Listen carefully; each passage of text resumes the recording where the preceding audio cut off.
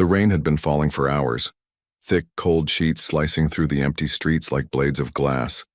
Officer Kelly Monroe was just locking up for the night at the front desk of the Cedar Grove Police Department when she saw it. At first, it looked like a shadow moving oddly across the street, limping under the flickering streetlight. Then lightning struck and she froze. It was a German shepherd, soaked, bleeding, barely standing.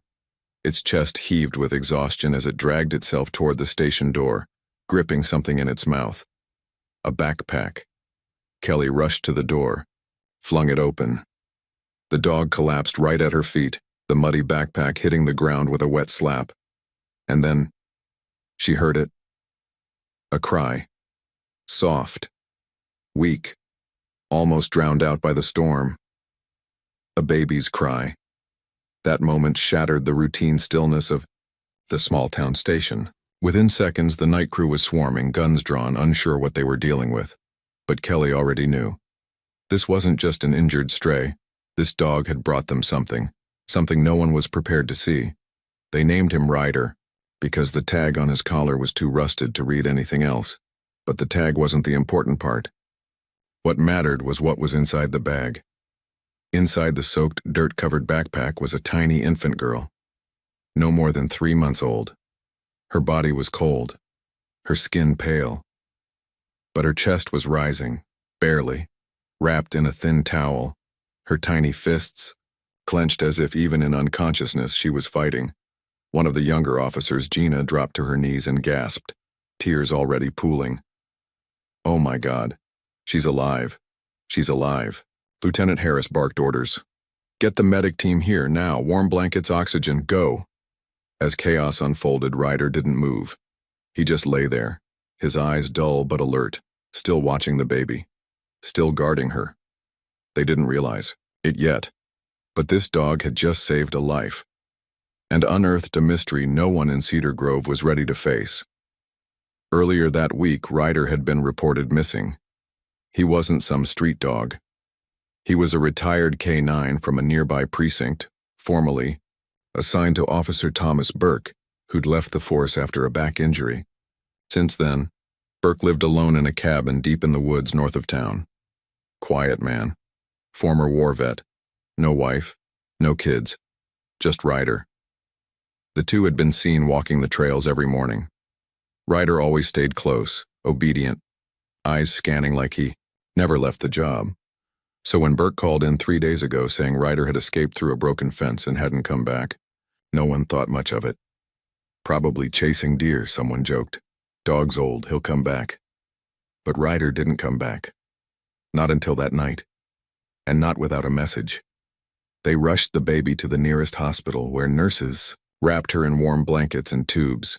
She had mild hypothermia and signs of malnutrition. Doctors said if she'd been found just an hour later, she probably wouldn't have survived, but she did, and that left a chilling question. Where did Ryder find her, and more importantly, who left her out there to die? Back at the station, as dawn broke, the rain finally slowed. Ryder lay on a blanket in the corner of the bullpen, sedated and stitched. Officers moved around him like a fallen hero. His front paw was broken, ribs cracked. A gash on his side needed 12 stitches. Every injury told a silent story. This wasn't an accidental rescue. This was a mission, and he had finished it. At this point in the story, if you're as moved as we were by Ryder's courage, please consider subscribing to Heroes for Animals. We share real stories of loyalty, sacrifice, and the bond between animals and people. Stories like this one that deserve to be remembered and told. Officer Monroe couldn't sleep that night. She kept thinking about how the baby had been placed into that backpack, gently, as if by someone who still cared even as they walked away. The towel was wrapped carefully. There was even a small pacifier tucked into a side pocket. Someone didn't want the baby to die, but someone still left her to die. And Ryder, how did he even find her?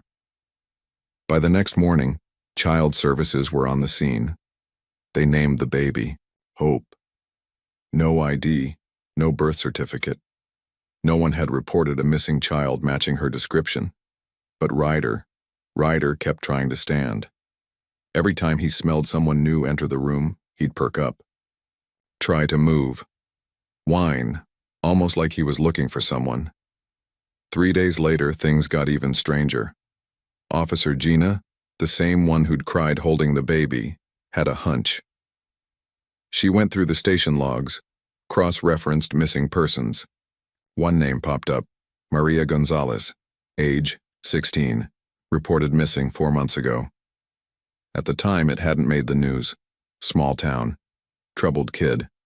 Maria had been living with a distant uncle after being kicked out by her mother. No real friends. No phone. Her school counselor said she'd been withdrawn, and possibly pregnant, but without any solid evidence, the case went cold. Now, looking at baby Hope, olive-toned skin, curly black hair, around 3 months old, it wasn't a stretch to imagine she could be Maria's child. They reopened the file, and what they found next changed the story completely. Maria had been in Cedar Grove 3 months ago, and Officer Thomas Burke, Ryder's owner, was listed in her last known contacts. He'd been volunteering at a food pantry downtown. Maria had come in 3 times. Each time she spoke with him privately. Witnesses say he seemed protective of her. That was enough for Monroe to drive out to Burke's cabin, and what she saw there, well, we'll get to that in part 2. But let's just say Ryder wasn't running away.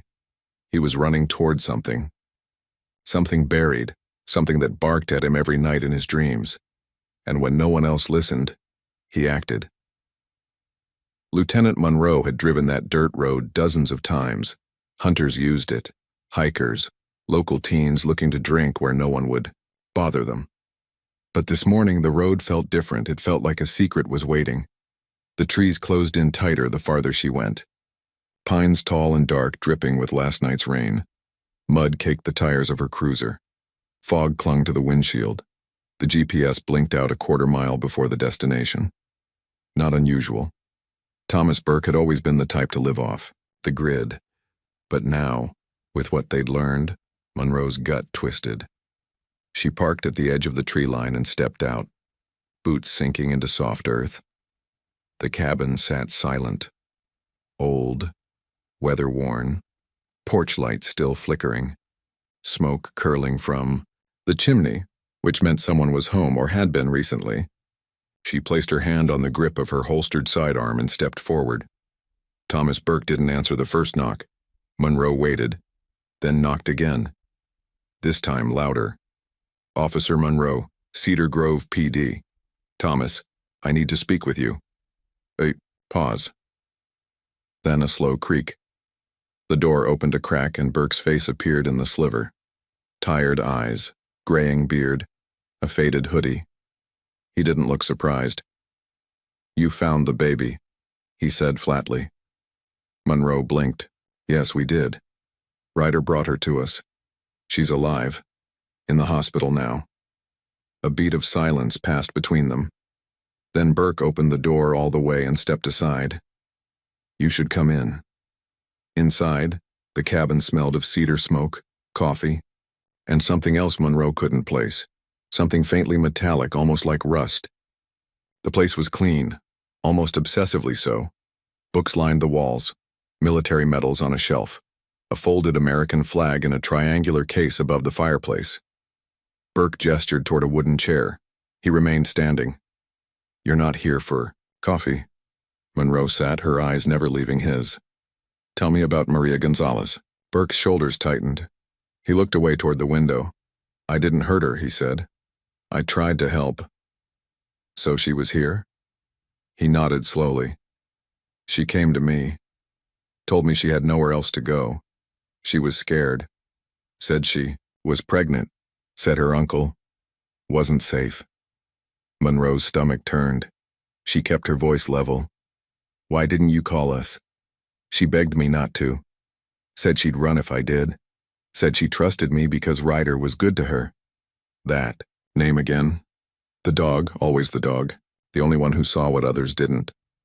Burke sighed and continued. She stayed here. I gave her the spare room. Brought her food. I taught her how to take care of herself. How to breathe through the contractions when they started. Where is she now? Monroe asked. He didn't answer. Thomas, I'm asking you directly, where is Maria? His eyes dropped to the floor. She didn't make it. Monroe's breath caught. She died. During labor? Burke nodded. It happened fast. I didn't know what to do. I tried CPR. She lost too much blood. She was gone before I could even get to the truck. And you didn't report it?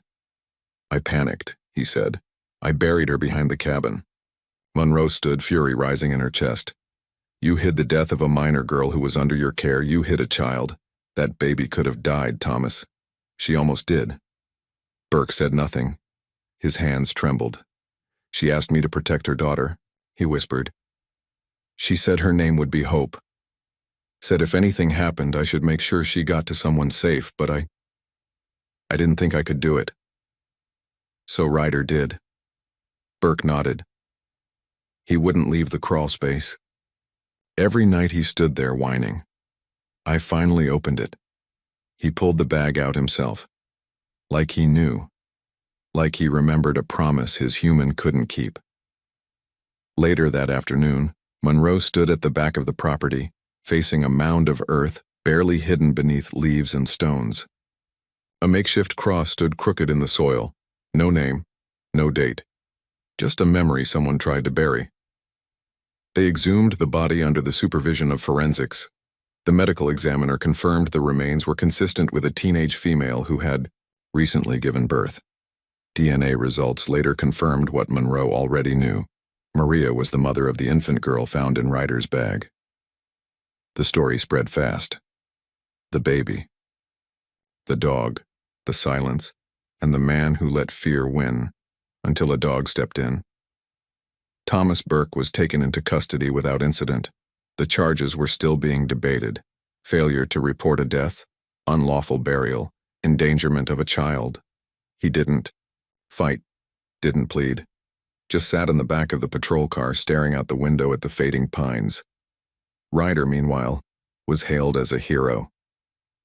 His photo made the front page of the Cedar Grove Gazette. He was featured on local news. Donations poured into the shelter that had helped care for him post-surgery.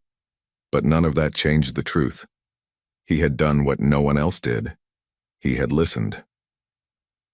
Hope, officially Isabella Hope Gonzalez, was placed in emergency foster care while the state sorted out her future. The nurse who first fed her at the hospital requested to adopt her. I can't explain it, she told the caseworker. But when I looked into her eyes, I felt like she'd been through a war she didn't remember, but Ryder did.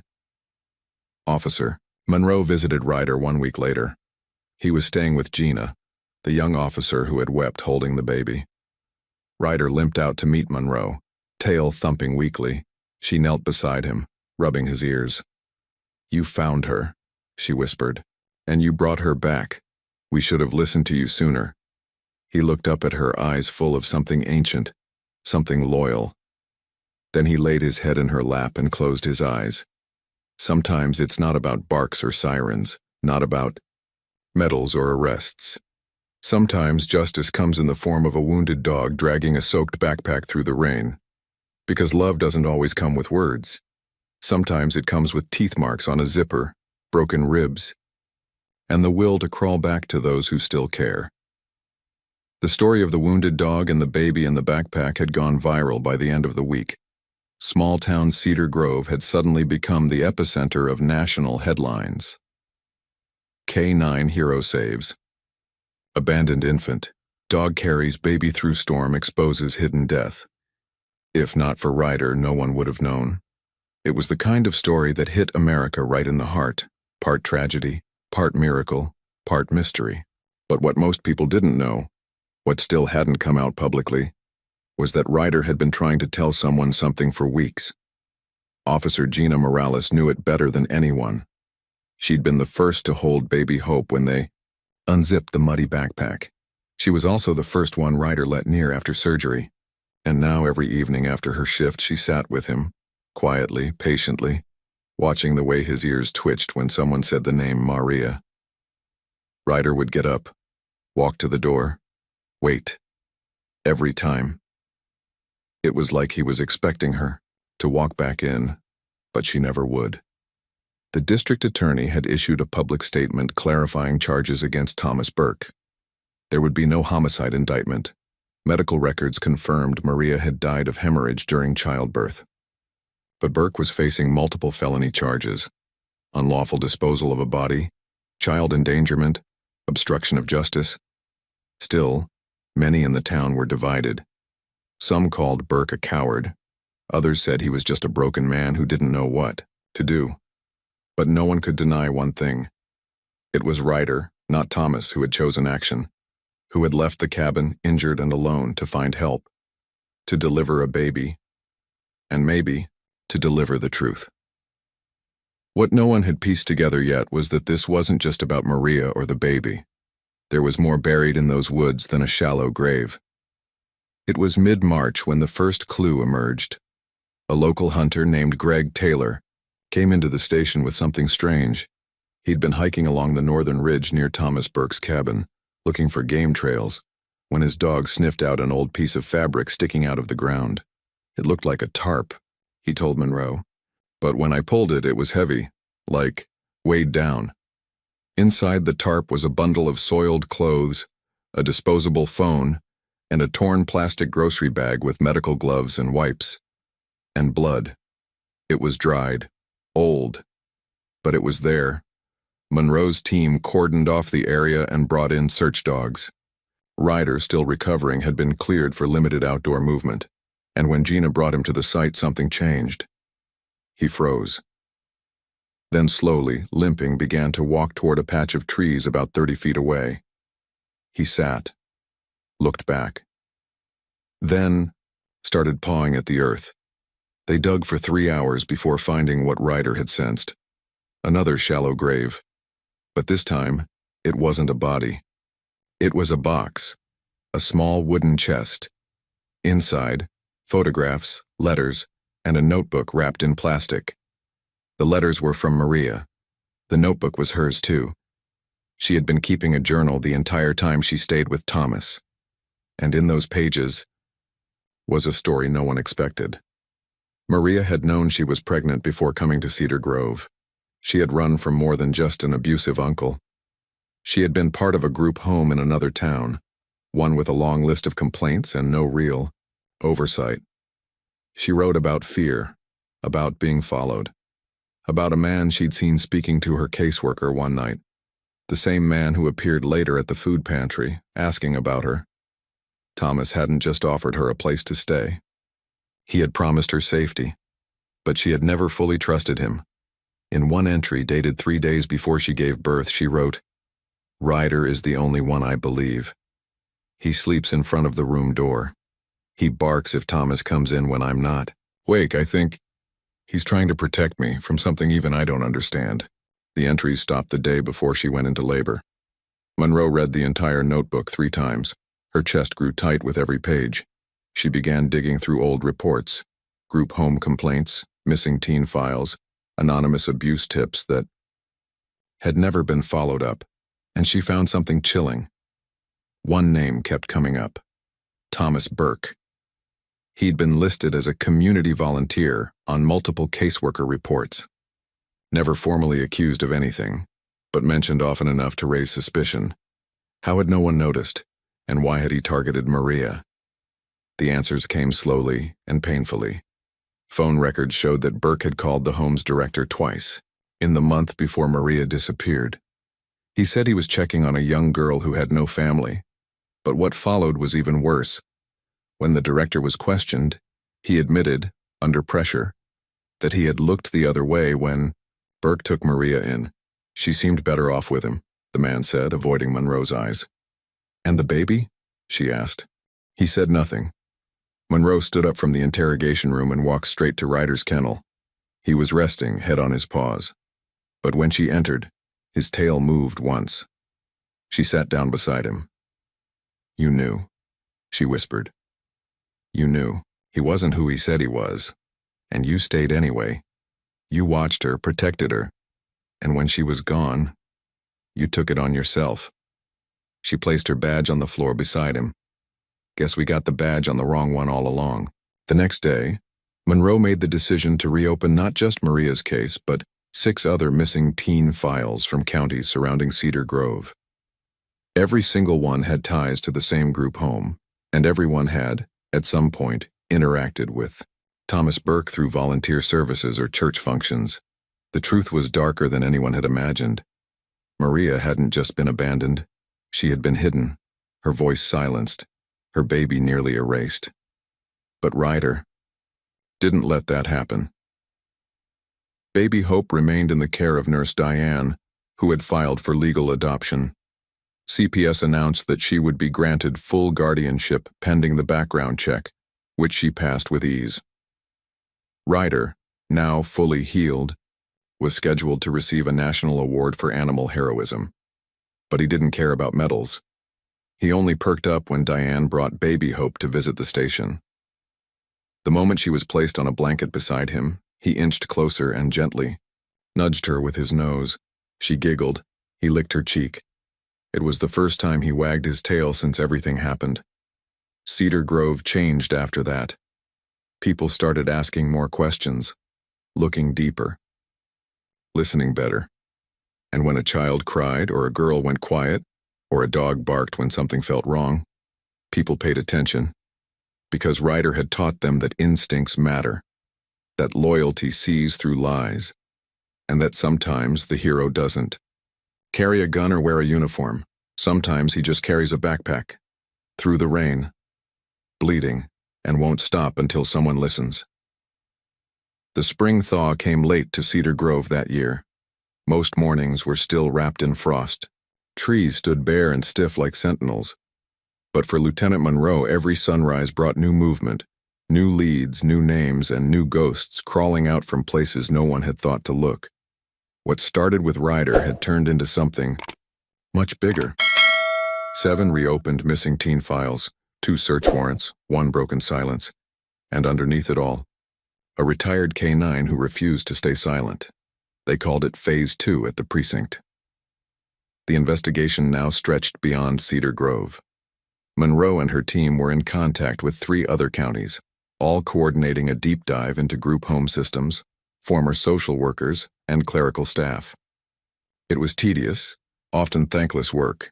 Paper trails, archived voicemails, dusty boxes of handwritten reports. But then something strange happened. 2 of the group homes they were investigating abruptly closed. One cited financial reasons. The other claimed they were relocating. Both happened within the same week. Too convenient. Monroe knew something wasn't right, and Ryder knew it too. It had been nearly a month since Baby Hope was found. She was growing stronger, heavier, starting to smile, though never for long. Diane, her foster nurse, said she often woke up crying in the early hours, as if from a dream she couldn't remember. One morning, Ryder was lying beside her crib. She reached a tiny hand through the bars and grabbed his ear. He didn't flinch. Just let her hold on, gently lifting his head to nuzzle her hand. She only sleeps when he's near, Diane told Monroe one day. It's like she feels safe with him, like she remembers something he did for her. Monroe nodded. She does. She just doesn't have the words for it yet. On a hunch, Monroe returned to Burke's cabin, this time with a warrant and a forensic team. The grave behind the house had already been cleared, but there were still areas of the property that hadn't been touched, especially the basement. She remembered what Ryder had done before, how he scratched at floorboards, how he tried to lead them somewhere. So when they opened the old trapdoor to the cellar beneath the cabin, Ryder followed without hesitation. And as soon as his paws hit the concrete, he turned left, toward a side wall that looked solid. But he began to whine. Monroe leaned in, examining the baseboard. It had a faint discoloration, just a few inches of it. When she tapped it with her flashlight, it sounded hollow. Get me the thermal scanner. They found the hidden compartment within minutes. A false wall, behind which was a small windowless room. Inside, a mattress, a bucket, a set of worn blankets, half-eaten food, old children's books, a broken baby monitor, and in one corner, scratched into the plaster, tiny marks, dozens of them, tally marks. Someone had been keeping track of days, No one had known that room existed. Not even the county assessor. It wasn't listed on the blueprint. The construction looked recent, at least within the last 2 years, but that wasn't the worst part. In a dusty wooden box by the door, sealed in a Ziploc bag, they found more letters. Letters written by other girls. Some dated back over a year. One included a photo of a different infant, one no one recognized. The words were heartbreaking. "If you find this, please tell my mom I didn't leave her." He said he'd help. Me. He lied. I don't know what day it is, I'm scared. Monroe stepped out of the room, heart pounding. She radioed the station. "Get a team ready. We're now investigating this property as a confirmed site of illegal detainment and possible trafficking activity. Notify the federal task force." The media exploded. What started as a story about a heroic dog had now become a full-blown criminal investigation into a multi-county failure of the system. Interviews, press conferences, advocacy groups, protests, it was chaos. But it was necessary chaos. People needed to know. And more importantly, people needed to start caring. Meanwhile, Ryder's fame grew. But Monroe made sure the real story didn't get buried beneath the headlines. At one press conference, when a reporter asked what made the dog so special, Monroe looked straight into the camera. "It's not just that he carried a baby to safety. It's that he never gave up. He barked, scratched, limped, crawled, whatever it took. Ryder didn't just save Hope. He made us see everything we were missing. He forced us to listen." Not long after the discovery at the cabin, Monroe was contacted by a young woman named Elena Torres. She was 21 now, but at 16 she'd been part of the same group home where Maria had once lived. She asked to speak privately. They met at a diner just off Route 6. Monroe came alone. Ryder sat beside her booth, calm, alert. Elena looked at the dog, then back at Monroe. "I remember him," she said. "That dog. I saw him once. It was outside the pantry. I was with Maria. You knew her? She was my roommate. We were close."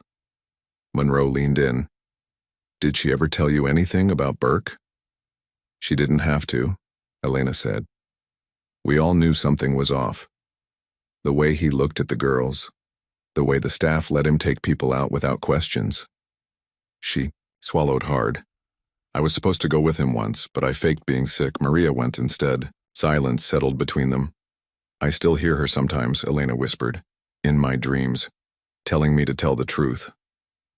Ryder let out a soft whine, and Monroe knew. That truth was finally starting to come out.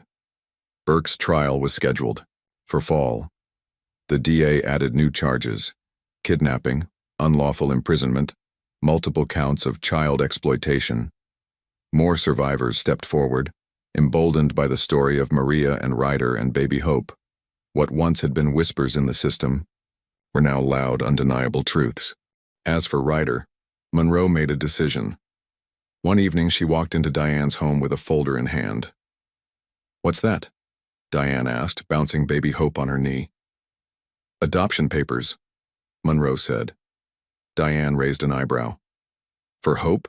Monroe shook her head. "For Ryder." Diane blinked. You're serious?" "I am. But not for me. For you." Diane looked down at the baby, then at the dog, who lay curled beside her bassinet. "I thought he already belonged to someone." Monroe smiled. "He does now." The paperwork went through quickly. Local law enforcement pulled strings. Senators tweeted support. And just like that, Ryder, former K-9 survivor rescuer, was officially adopted into the same home as the baby he saved. The same girl who had clung to life in a cold backpack in the middle of a thunderstorm. Now she reached for him every morning, and he never left her side. Hope's first birthday was quiet. Just Diane, a few friends, some cupcakes, and a dog who sat proudly by the high chair, as if standing guard over something sacred. No one mentioned the past, but they didn't have to. It lived in the scars, in the newspaper clippings on the fridge, in the small tattoo Monroe had gotten on her wrist, a paw print with the word Hope beneath it. and in the new plaque at the entrance of Cedar Grove Police Department, in honor of Ryder, K9 hero, guardian of the innocent, the dog who made us listen. Summer came to Cedar Grove slowly that year. The trees returned to life one leaf at a time. Porch swings creaked again. Kids rode bikes through neighborhoods where the sidewalks still remembered what had happened. In most places, time has a way of healing quietly. But not here. Not yet. Because in Cedar Grove there were still questions about Maria, about Burke, about how many more were still out there, unfound, unheard, unloved.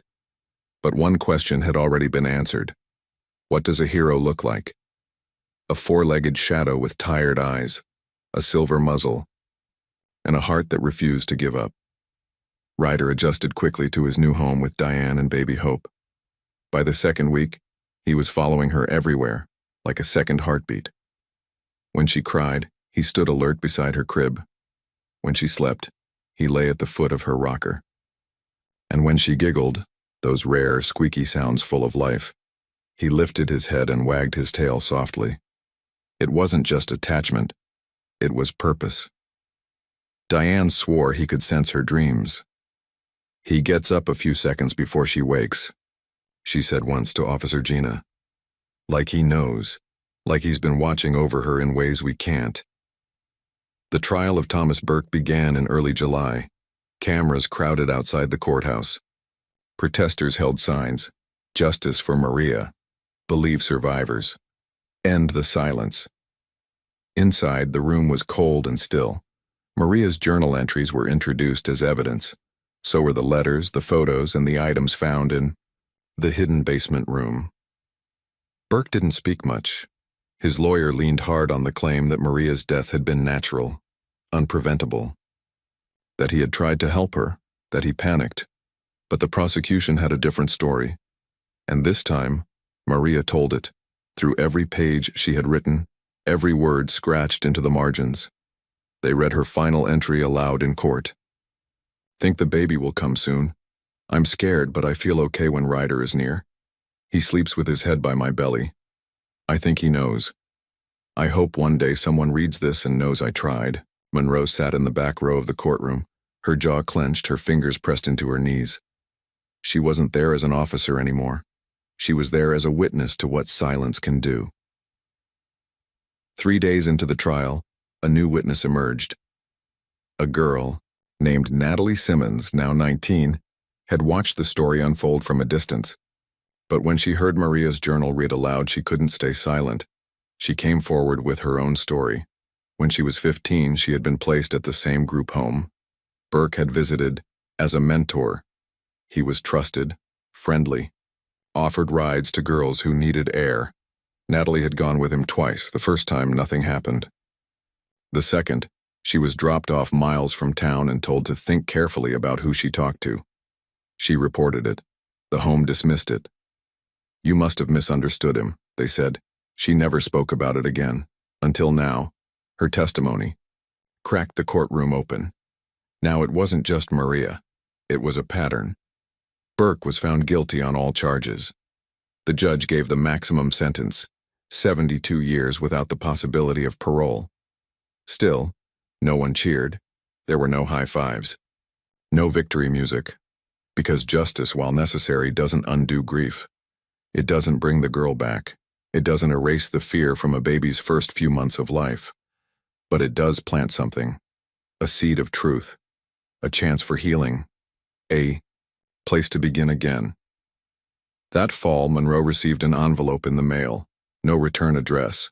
Just her name written in careful handwriting. Inside was a photograph. Old, creased. It showed Maria, smiling faintly, holding a puppy. The same puppy that would grow into Ryder. On the back, a message.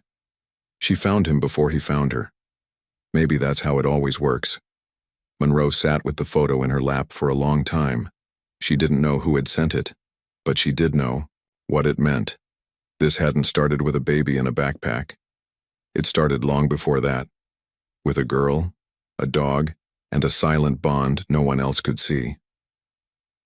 Diane eventually hung the photo in the nursery. She added it to a wall now filled with pictures. Hope's first smile, her first crawl, her first birthday. In every photo, Ryder appeared. Never in the center, never posed, just there. A quiet witness. A constant. One night, as autumn settled in and the air turned crisp, Diane rocked Hope on the front porch while Ryder lay curled nearby. The stars were out, clear and cold. Hope was sleepy.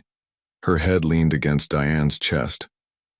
"I wish I could tell you everything," Diane whispered. "I wish I could tell you who your mother was, what she dreamed about, what her voice sounded like." She glanced down at Ryder. "But maybe you already know. Maybe he told you in his own way." Hope stirred and let out a little sigh, the kind that says, "I'm home." Officer Gina Morales transferred to a child protection unit in the city 6 months later. It wasn't an easy decision, but it was the right one. She wanted to be where she could prevent the next Maria, the next unheard girl. Before she left, she visited Diane's home one last time. Hope reached for her. Ryder licked her hand. "You changed my life," Gina whispered to him. "Both of you did." She left with tears in her eyes and a new badge in her pocket. Back in Cedar Grove, Monroe was promoted to captain. At her swearing in, she gave a short speech, not about crime rates or policy, but about listening, about how sometimes the ones who can't speak are the ones we most need to hear. She ended with a quote from an anonymous letter she received. "In a world full of noise, Ryder heard what no one else did. He didn't bark for attention. He barked for truth." The following spring, the town unveiled a memorial at City Park. A bronze sculpture of a German shepherd standing tall, a small backpack in his mouth. Next to it, a plaque that read, "To those who listened when it mattered, to the voiceless, the lost, the brave, and to the dog who carried them home." Hope attended the ceremony in a white dress, holding Diane's hand. When she saw the statue, she broke free and ran to it, hugging the bronze paw. The crowd went still. Even Ryder, older now, slower, stood at attention beside her. And in that moment, it didn't matter who remembered the story, or who had shared it. What mattered was who had lived it. Maria was never forgotten. Her name was engraved beneath the statue. But so was Ryder's. Not as a pet, as a partner, as a voice, as the reason the silence finally broke. By the time Hope turned, Cedar Grove had changed. The old group home on Birch Lane was gone, torn down to its foundations. In its place stood a new building, a crisis center for at-risk youth named the Hope House, funded by state grants and local donations. The front lobby held a mural of a little girl in a white dress holding hands with a dog under a stormy sky. It didn't take much to know who inspired it. Hope never remembered the storm. Not really. She had flashes, shadows, voices, the sound of breathing that wasn't human. But when people asked her about the dog, her face would light up. She didn't need memories. She had Ryder. By the time she entered kindergarten, Ryder was slowing down. The stairs took more time. The walks were shorter. The silver on his muzzle had deepened and his hips sometimes ached on cold mornings. But he never once missed a bedtime. He'd wait for her by the window each afternoon, tail thumping slowly as she ran up the steps. One evening, after reading her a picture book under the soft glow of the hallway light, Diane watched Ryder nudge the blanket over Hope's chest. Then he lay down with a sigh, like he knew his job was nearly done. The morning Ryder passed. It was quiet. No storm, no rain. Just the gentle breeze of spring and the soft hush of the world catching its breath. Diane found him curled by the crib, head on his paws, peaceful. Hope stood beside her, not crying, just staring. Then she did something Diane never forgot. She reached down, kissed Ryder on the head and whispered, "Thank you." Then walked to the window and opened the curtain, letting in the light. The town held a memorial 2 weeks later. It wasn't flashy, just a small ceremony in the park. under the statue that now bore even more flowers than ever before. People brought candles, toys, cards. Someone placed a leash beside the bronze paw. Someone else tied a child's sock to the backpack. One boy stood, quietly holding his dad's hand, whispering, "That's the dog that saved the baby." And for once, there were no reporters, no headlines, just gratitude, real, honest, human. Diane had Ryder cremated.